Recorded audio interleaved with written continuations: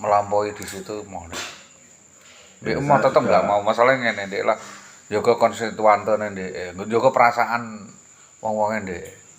Nek sampai ngeculno iku berarti usahane anak buah kuwi kan kayak gagal kan ngono. Menurut pengamatan loh ya. Ya begini. Gagal Dek. Nek iku iso diterusno ngono memuaskan. Kepala daerah itu sebenarnya ya. Setiap ada kesalahan yang dilakukan oleh rakyatnya, itu yang layak untuk memohon maaf atau meminta maaf itu adalah kepala daerah. Tapi dia nggak ngono. Dia pun nggak punya konsep seperti itu. Sistem demokrasi seperti itu. Jadi begini, makanya ini kan bulat terus, bulatnya seperti itu. Jadi ketika kita bicara tentang hukum, ya seperti yang tadi. Tetapi ketika kita bicara norma atau etika, ya seperti ini. Jadi ketika ada sebuah konflik atau sebuah kejadian bisa dikatakan itu yang mengarah pada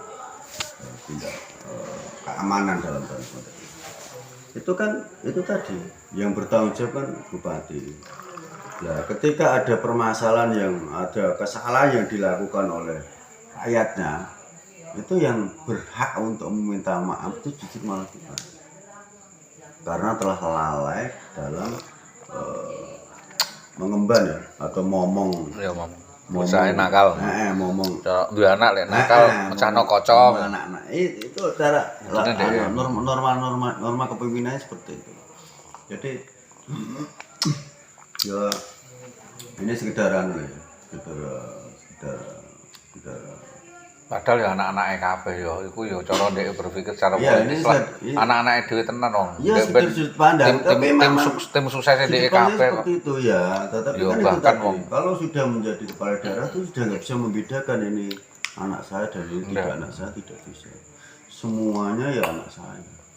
Semuanya ya tanggung jawab saya. Semuanya ya menjadi beban saya.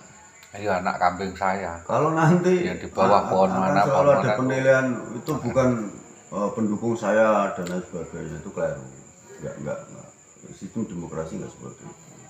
Dimana kontestasi sudah selesai, pemilihan memang harus memilih dan harus ada yang dipilih, bebas untuk memilih, itu demokrasi. Jadi enggak boleh ada yang mengatakan kalau ketika menang terus ini pendukung saya, ini konstituen saya, ini enggak bisa.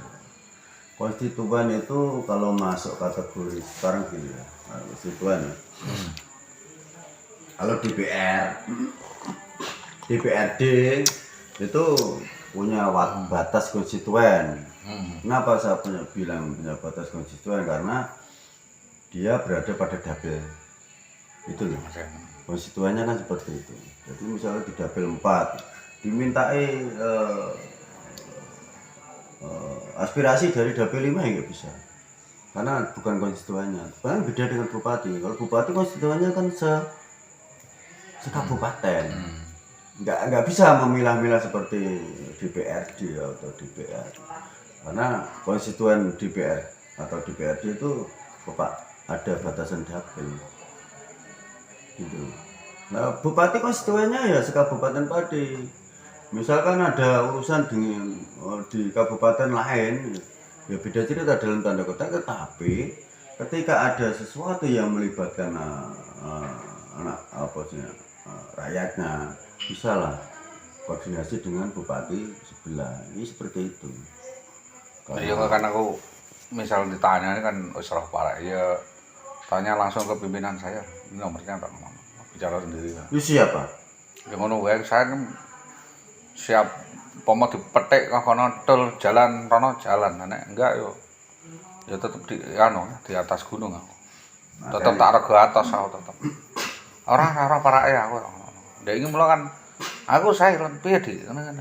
Wah, moro dhewe, rono dhewe. Gini lho. Masalah Kak nek nggawa aku lah ndek ora bakal medun. Ngono. Aku mbok cepet mbok gawa. Ya iya kan ngono. Rekonsiliasi itu otomatis kan begini loh ya, kalau menurut saya. Berarti jangan ada gejolak-gejolak yang menimbulkan situasi menjadi tidak kondusif. Karena apa? Pada saat ini kan menjadi sorotan publik. Jadi ketika ada pergerakan berarti kan menandakan bahwa Pati belum kondusif. Nah, itu bisa memperburuk dalam tanda konteks loh ya, Mm. memperburuk situasi yang ada saat ini dan juga bisa memperberat atau mau nambah lamanya penanganan produk CS. Karena itu tadi ini kalau tak keluarkan ya nanti kalau misalkan sudah tidak melakukan aksi-aksi lagi, tapi kalau melakukan aksi-aksi Kok lagi malah mindun kayak ini.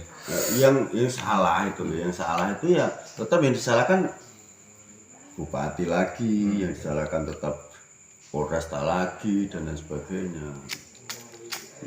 Ditokno neh, malah ditokno nggih kisruh neh. Itu loh yang menjadi masalah. Jadi untuk meredam itu kita harus diam, Iya, tetapi ada action sebuah apa sidik-sidik. negosiasi dengan pihak-pihak terkait dengan itu tadi dengan diam-diam, jangan nggak usah terus keluar ayo kita kumpul-kumpul di sini terus dipublikasikan dan lain sebagainya, justru akan menambah. Nah, dia pikir kan terus kene nggak puskoneh kok dhisik ngono. Dia pikir ngono, wah beda iki gerak tingkat intelek kok. Ya kita ya deal-deal. Wis kaya dewan awak dhewe. Ya memang kudu Kalau dolan nggone dewan terus ada omong-omongan. posko-posko lagi itu nggak mungkin terjadi karena apa? Ini kan proses politik kan sudah selesai. Yang pertama kalau dulu demo Ngono itu sih, kan biasa karena aja. kenaikan pajak. Nah, ini kan cuma Setelah deal-deal. pajak selesai, otomatis kan sudah selesai, bisa dikatakan seperti itu lah. Ketika ada demo yang mengarah pada pelanggaran Sudiwo, ya wajar saja. Wajar ya. Wajar karena bisa dikatakan Sudiwo sudah melanggar etika Politik.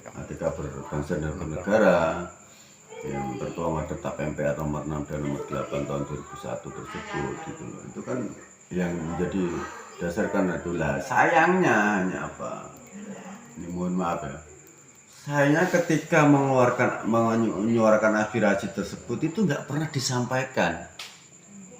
Jadi mereka tuh asal gebuk tanpa didasari argumentasi yang mengarah pada undang-undang atau regulasi gitu loh.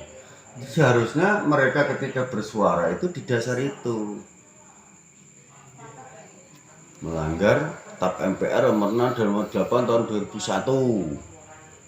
Loh, Iya. enggak terusan selalu mengatakan bupati arogan, bupati bajingan, bupati maling dan lain sebagainya. Anak brene bojo. Tidak seperti itu. Tetap yang harus digarisbawahi. Ya di garis bawah yaitu tadi ketika melakukan orasi atau membentang spanduk itu yang berdasarkan hukum yang berlaku gitu loh. Jadi ketika kita demo itu tidak pernah